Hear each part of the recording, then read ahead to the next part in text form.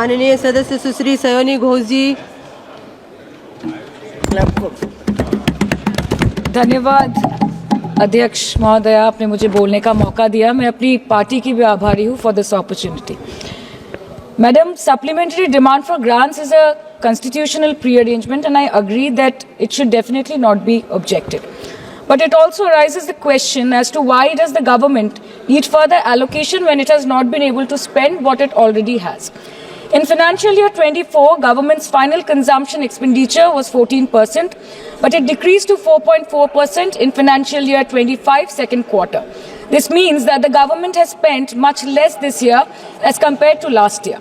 In the first quarter of 24-25, government spending was 4.15 lakh crore and many cited model code of conduct a reason for spending less. But in the second quarter, it further decreased to 4.1 lakh crore. Madam, to my simple understanding, this grant is being demanded from the exchequer, but this is the money which is collected from the people and it is meant to be spent for the people. Since Professor Shogata Rai has already spoken about the technical aspect, today I choose to speak on what this government has delivered to the people of this country, the utilization of resources in departments it's seeking additional grants for, and also its complex relationship with the state of West Bengal. Sir, इनके bulldozer के चलते madam Bharat के लोग सवाल पूछना भूल गए और भारत की जनता आजकल इतनी भूखी है कि खाने को धोखा भी खा लेती है।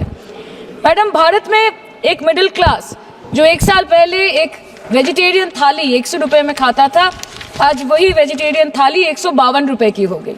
टमाटर की कीमत 247% बढ़ गई, आलू की कीमत 180%, लहसुन 128% और तेल, नमक, आटा, मैदा 18%। पहले आम आदमी पॉकेट में पैसा लेके बाजार जाता था और थैली भरकर सामान लाता था, लेकिन अमृतकाल में आदमी थैली भरकर पैसा लेके जाता है और पॉकेट में आलू, टमाटर, प्याज लेके घर वापस आता है। सर, माननीय वित्त मंत्री ने पहले कहा था कि बहुत हो गई महंगाई की मार, अब की बार मोदी सरकार, और आज उनके विचार में inflation is an international problem, महंगाई एक अंतरराष्ट्रीय समस्या है। तो विश्व गुरु, विश्व बंधु इस अंतरराष्ट्रीय समस्या का समाधान क्यों नहीं कर पा रहे हैं? Ma'am, 74% of Indians are unable to afford a healthy diet. The household savings have plunged to a 50-year low. Around 48% of the households in this country are facing a financial crisis क्योंकि उनका खर्चा उनकी कमाई से ज्यादा है। The economic inequality in India is a 100-year high. The country's GDP growth rate for the second quarter 24-25 decreased to 5.4%, which is the lowest in 2 years. The government's total debt has reached a staggering 176 lakh crore and the total debt is expected to soar up to 185 lakh crore by the end of the financial year. आज आपके उधार की वजह से हर हिंदुस्तानी पर 1.25 लाख का बोझ चढ़ गया और आप उनकी मजबूरी को अपनी ताकत समझते हैं। बंगाल में ऑल इंडिया तृणमूल कांग्रेस की प्रदेश युवा अध्यक्ष होने के नाते मुझे हर दिन कई नौजवानों से बात करनी पड़ती है। वो मुझे ये पूछते हैं कि मोदी जी ने हर साल 2 करोड़ नौकरी का वादा किया था, अर्थात 10 साल में 20 करोड़ नौकरी। उन नौकरियों का क्या हुआ, उन वादे का क्या हुआ? मैं बस उन्हें यही कह पाती हूँ कि पत्ते तो झड़ते हैं, उठाता है कोई कोई, वादे तो सभी करते हैं, निभाता है कोई कोई। Ma'am, as per the latest report by CMIE, the unemployment rate has risen to 9.2% in June 2024 as compared to 4.9% in 2013-2014. Female unemployment rate is much higher at 18.5% in June 2024 as compared to 7.7% 2013-14. Around 37% of working women are unpaid. In rural areas, this figure is at a horrific 43%. प्रधानमंत्री जी बोलते हैं सबका साथ, सबका विकास, सबका विश्वास। अगर ऐसा ही है तो भारत के लोग आज देश छोड़ के क्यों जा रहे हैं? 2018 से लेके 2023 के बीच 6,70,000 भारतीय ने अपनी नागरिकता त्याग दी। सिर्फ 2022 में ये संख्या करीबन 2,25,000 की थी। In 2022 alone, 7,500 high net worth individuals with a net worth of more than 8.3 crore or more left India. नवंबर 2022 से सितंबर 2023 सिर्फ 10 महीने में 96,917 Indians were arrested attempting to cross the United States illegally. Modi ji कहते हैं कि वो सबके साथ है, मगर ये आंकड़े बोलते हैं जो सबका होता है वो किसी का नहीं होता। और बंगाल के साथ तो कुछ अलग ही रिश्ता है इनका। The relationship is that of quid pro को, ठुकरा के मेरा प्यार मेरा इंतकाम देखेगी। मतलब वोट है तो नोट है और वोट नहीं तो नोट नहीं। As per the available reports, as on 19 July, rupees 1.23 lakh crore is already due from the government of West Bengal against flagship programs like Manrega, PM Awas Yojana, Gram Sadak Yojana, National Health Mission, Central Food Subsidy. Further, 40,806 crore is projected dues against these schemes, bringing the total amount to a staggering 1.71 lakh crore. Madam, health care की schemes में सिर्फ fund हमको दिया नहीं जाता क्योंकि colour coding match नहीं करता है। सो आप सबका साथ सबका विकास जो बोलते हैं, is it hinging on colour coding? आपको रंग पसंद नहीं तो आप बंगाल के लोगों को पैसा नहीं दोगे और फिर आप आके बोलते हो कि हम बंगाल में जीत क्यों नहीं पाते।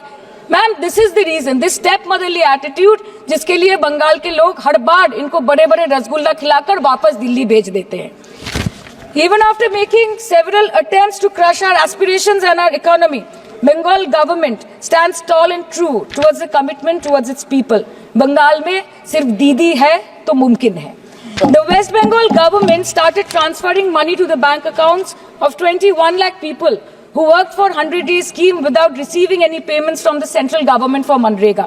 Even before Ayushman Bharat, in Bengal, Shastra Shati, a cashless scheme was launched, providing treatment cost up to 5 lakh for per person belonging to any strata of the society. आज कलकत्ता के किसी आलिशान प्राइवेट हॉस्पिटल में जहाँ पे एक अमीर आदमी की चिकित्सा होती है, वही बगल वाले बेड में एक गरीब मजदूर, एक गरीब किसान की भी ट्रीटमेंट होती है। यही है ममता बनर्जी का विकास। और आपके अमृत काल में the cost of medical treatment has been doubled in the last 5 years। आप फार्मास्यूटिकल्स की, सर आरजीकर पे बात ना बोले, आपकी सीबीआई पे अभी तक कुछ बोल नहीं पाए। हम लोगों ने जो, हमारी पुलिस ने जो बोला था, they are still sticking to that. So उसके बारे में मत बात करें, ठीक है? आप उत्तर प्रदेश के बारे में बात करें ना sir. Sir, medical inflation is at 14%। Regularly लिए जाने वाले दवाइयों की कीमत 50% बढ़ गई। आप सिविल एविएशन के लिए ग्रांट्स मांग रहे हैं। एक डोमेस्टिक फ्लाइट, उसकी राउंड ट्रिप की टिकट 20 से 30 हजार में बिक रही है। आम आदमी आज हवाई चप्पल पहन के हवाई जहाज नहीं चल रहा, आम आदमी हवाई चप्पल बेच के हवाई जहाज चल रहा है। You are demanding funds for education but conveniently ignoring the fact that 11 lakh children have dropped out of school according to your own data.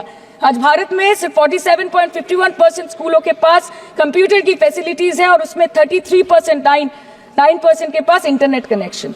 In law and justice, you are not been able to provide legal aid to more than 1% of the eligible population. In public enterprises, 5.1 lakh public sector jobs have disappeared in the last 10 years. Railway में करीबन 2.5 lakh post बाकी हैं और उसमें से vacancy है in critical safety categories.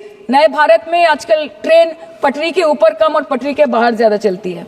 मुझे दुख लगता है इस सदन में ये कहते हुए मैडम कि मैंने अपने लोकसभा क्षेत्र जादवपुर लोकसभा क्षेत्र के लिए एक बारुईपुर कोबी सुभाष मेट्रो एक्सटेंशन की मांग की थी। मुझे डिपार्टमेंट से ये चिट्ठी मिली जिसमें उन्होंने लिखा है that this project is not economically viable and this project is unremunerative. तो आपको अगर सब जगह से पैसा चाहिए तो मुझे ये बात समझ में नहीं आती कि लोग खुद के लिए आपको वोट देते हैं कि आपके फायदे के लिए वोट देते हैं। मैं आपको इतना ही बोलना चाहती हूँ, दिस वाज द रीजन, अपने प्रॉफिट के लिए आज इन्होंने सीनियर सिटीजन का कंसेशन भी बंद कर दिया और सीना ठोक के ये बोलते हैं कि 2022-23 अर्थ वर्ष में हमने 15 करोड़ वरिष्ठ नागरिक से 2242 करोड़ कमाए। धन्यवाद माननीय सदस्य। मैं 2 बात और बोल के खत्म कर दूंगी कि लोकसभा पे खर्च करके क्या फायदा मैडम, जब यहाँ पे विपक्ष को बोलने का अधिकार ही ना हो। लोकसभा के लिए भी तो ग्रांट मांगा है ना मैम। और अभी सर बोल रहे थे कि बेटी बचाओ बेटी पढ़ाओ, तो 10 साल पहले मोदी जी ने लॉन्च किया था, लेकिन उसके 80% पैसे सिर्फ पब्लिसिटी और मार्केटिंग और एडवर्टाइजमेंट में खर्च कर दिए। आपके उत्तर प्रदेश, मध्य प्रदेश, राजस्थान में ना बेटी को पढ़ा पा रहे और ना बेटी को बचा पा रहे। बंगाल आए और देखिए कि ममता बनर्जी ने विधानसभा में अपराजिता एक्ट में बिल पास किया है, कन्याश्री किया है।